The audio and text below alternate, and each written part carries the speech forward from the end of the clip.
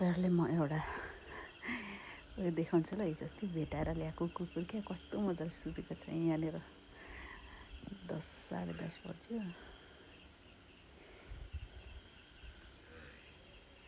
हेर्नु न कति मजाले सुतेको छ, केही थाहा नपाइकन।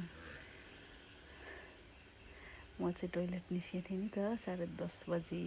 अहिले ठ्याक्कै 10:30 बजेको छ।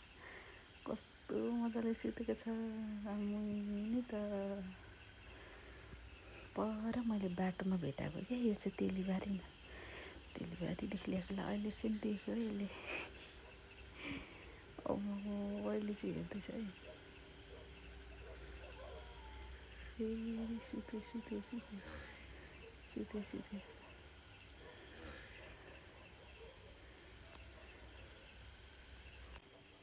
कति आनन्दले सुतेको। जरा खानु नपाएर रोडमा सुतिरहेको थियो क्या। अब यसको भाइ बहिनीहरू पनि धेरै थियो नि त, चसाबाट थियो। अनि मैले चाहिँ एउटा लिएर आएको क्या, कस्तो माया लागेर